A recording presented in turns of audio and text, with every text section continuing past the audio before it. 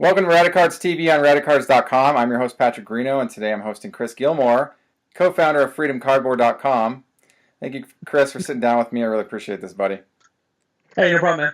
Awesome. So in this segment, we're doing questions. If you're unfamiliar with this segment, it's 3 questions. We talk about them for 5 minutes each with a standard deviation about 3 to 5 minutes. Question number 1. Regarding prospecting, when did it become more common to get a rookie card serial number to 50 copies instead of getting 50 copies of the same rookie card? Well, for this, you got to look to the Bowman Chrome line. In '98, there was a variant that kind of opened Pandora's box on the on the serial number rookie, and they had these gold signature variations on the side of the card. You know how Bowman always has that signature. '98, they did a gold signature version, number to 50, and '99, of course, '99 Bowman Chrome is a landmark rookie set because of guys like Adam Dunn, Alfonso Soriano, Sean Burrows at the time was a big deal. It was a loaded set. Tim Hudson. So those numbered refractors were just selling for insane amounts of money. And after that, the card company said, "Hey, maybe we're onto something here. Maybe people want scarce premium versions of these rookie cards instead of just a bunch of base cards." And it got worse because you start looking at Bowman Chrome through the years, and it used to be, circa 2006 Bowman draft, that you could say, hey, there's this guy in this set that doesn't have an autograph. He's really good. I'm going to buy base cards of that guy. Guys like Anel Salom, just failed prospects now. Most of them, most prospects are failed prospects. So you could buy up a bunch of base, and the base would actually be worth something eventually. Matt Gamble's another one that comes to mind. About then, Bowman started expanding the autograph checklist. So eventually, anybody got a Chrome autograph, and when that Chrome autograph came out, it destroyed the price of the base cards. So thereby making a lot of what they were doing with like a group of 50 base cards became, big whoop, no big deal. They're $1 a piece, So card companies really don't. Bowman Chrome's all about the autographs. Yeah, it's something I think about too. Is it when guys are collecting rookie cards, I always ask them, I was like, well, are you going after all the rookie cards or just one of the rookie cards? And if so, which one? And lately the argument has been, yeah, I always try to get at least a blue refractor or better. An autographed blue refractor or better. And so because there's so many different versions of rookie cards, I think Albert Pujols has some more in the ballpark of the late 40s, early 50s different copies of rookie cards to get, and that's a lot.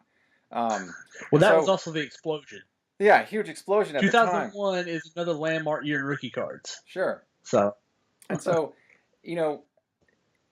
instead of getting like one Ricky Henderson 80 tops rookie card, right? You've got like such a variety of different rookie cards. You have to kind of pick and choose.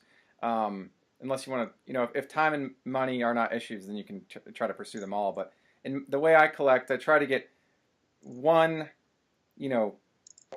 something that's one really good one. And it might not be a one of one. It doesn't have to be a one of one. Just something within a certain budget. And then I'm good. I might get another one, but I won't pursue all the different rookie cards, and I probably won't go after doubles.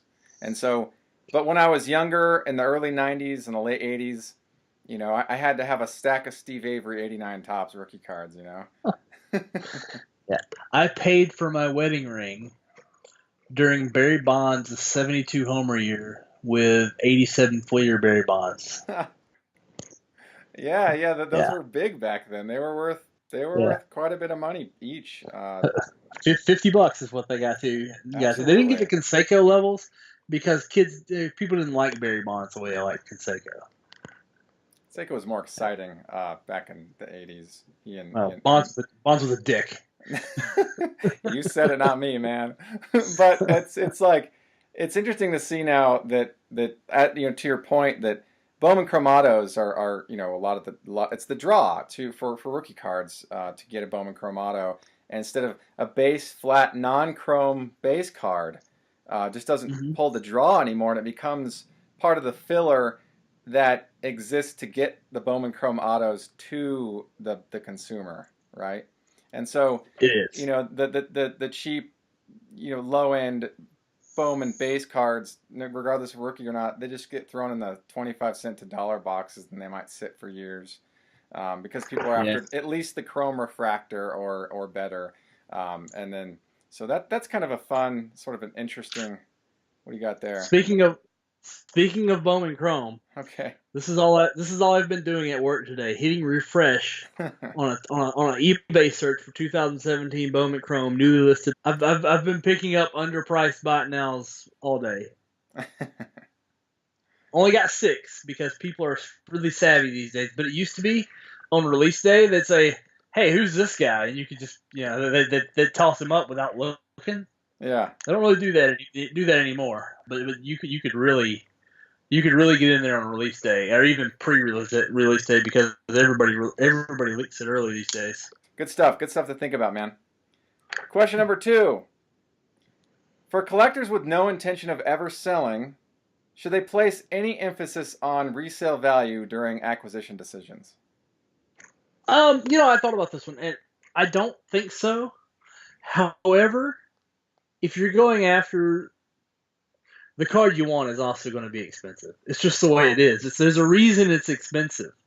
So even if you're not, hey, you may not be thinking, hey, I'm going after this, and because it's this $100 card, that's like I gotta have it. It's hard to get.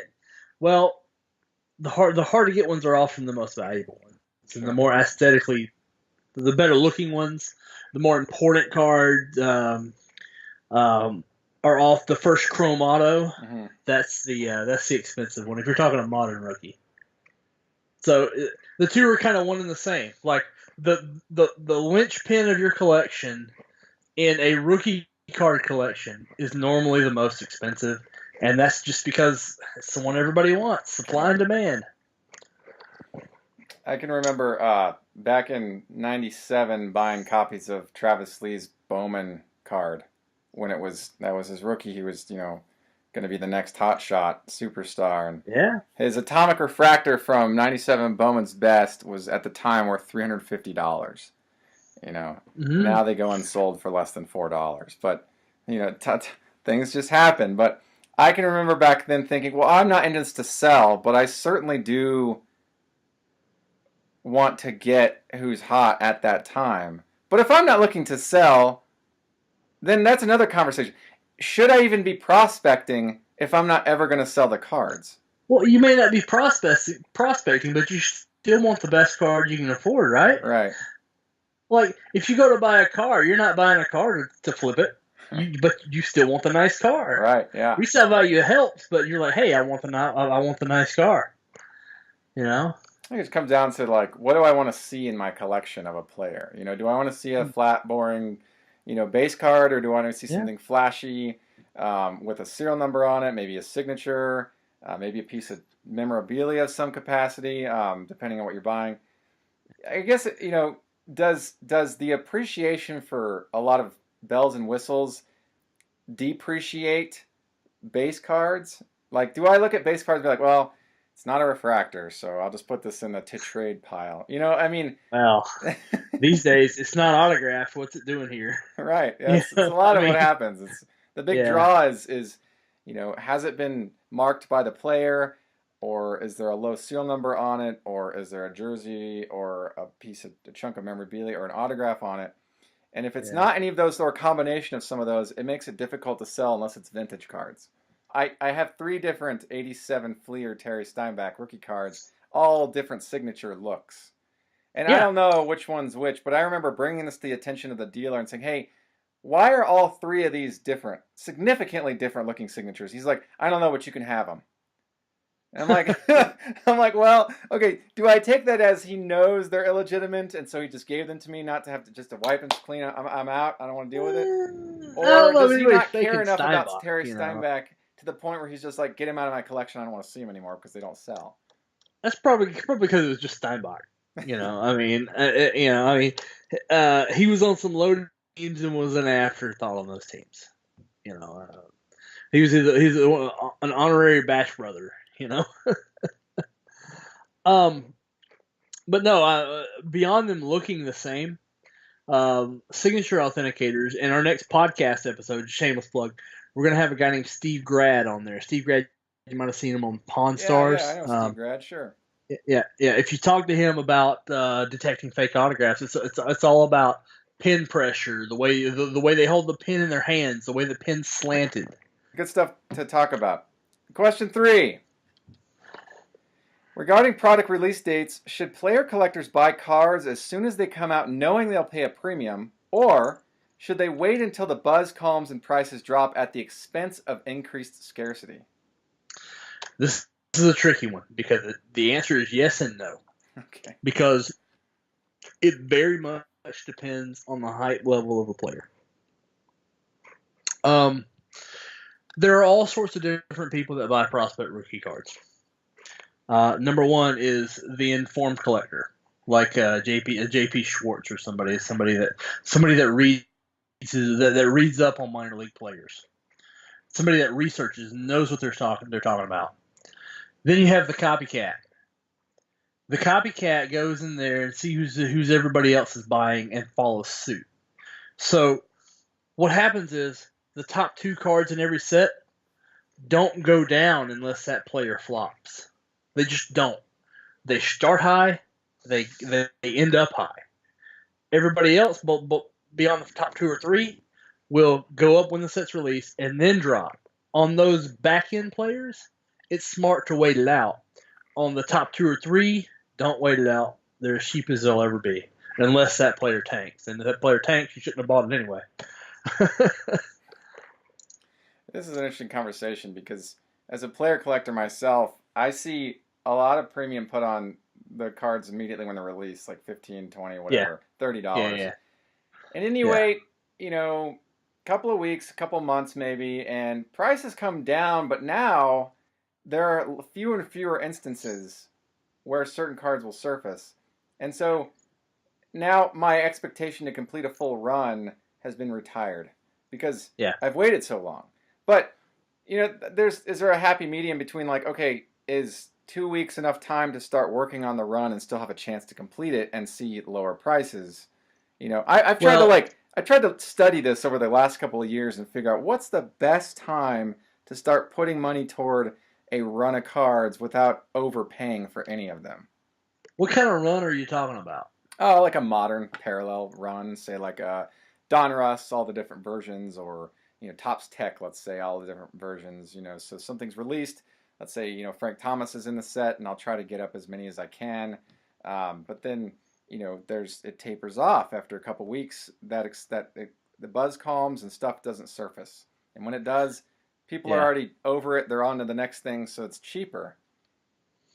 But you're not talking about like a card number to 5. I could. The card number to 5, you just got to buy it when it comes out. You got to buy it. I mean, right. You may not see another one. The 2006 Bowman Draft, we still have not seen the Evan Longoria Super Refractor, and we've only seen 2 red refractors. So you just don't know if it's ever going to come out. But in a case like these, like the Bowman Chrome releases with the rookies, if you look at Kevin Maitan, the Atlanta Braves international signee who's being compared to Miguel Cabrera, his base Chrome is already at $200. Just the Chrome by itself? Chrome Auto. Chrome Auto. Yeah, and it's not dipping below that unless he doesn't perform. Yeah. As long as he is Kevin Maitan, that card's only going to go up like the Chris Bryant did. Everybody said Mike Trout can't possibly go any higher. Chris Bryant can't possibly go any higher. That's crap. They can and they will. Right. They really have. They can and they will. Yeah. They really have. But by contrast, once the big fish on guys like Christian Arroyo, I'm using this new set for example because that's what I'm buying right now. Mm-hmm. Nick Senzel, guys like that, Chance Adams, they will fall over time because the masses will get their cards and there'll still be cards listed. There's always cards listed. There's always somebody wanting to get out.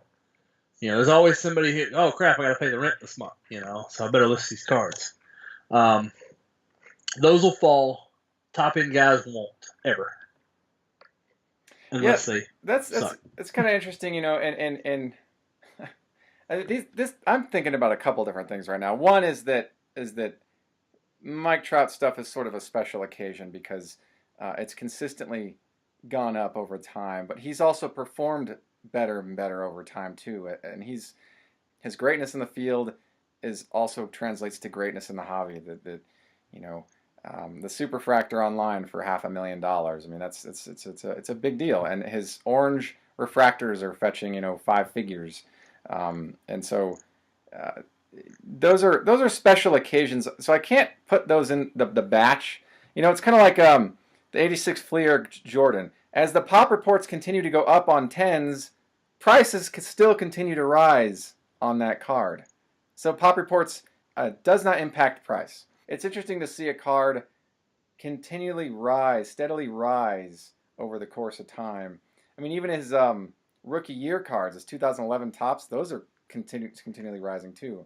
Mm-hmm. So it's interesting to see where certain cards go when our assumption is that the buzz will calm and then cards will become more affordable over time. But rookie cards are kind of a special occasion because um, they're directly related to player performance. The value of them is related to player performance. So if Sure. if Chris Bryant does really well, if Mike Trout does really well, their cards in the hobby will also do really well. What if they have a floundering year, they get injured? You can get their cards maybe a little bit cheaper. So interesting things to think about, man. I'm glad we got to talk about this one. Good stuff. Thanks for sitting down with me, Chris. I appreciate it, buddy. No problem, man. Thank you for watching another episode of Radicards TV on Radicards.com. I'm your host, Patrick Greeno, and thank you, Chris Gilmore, for sitting down with me for another segment of questions. And until next time, enjoy collecting. If you like this video, please subscribe. Enjoy collecting. Thank you.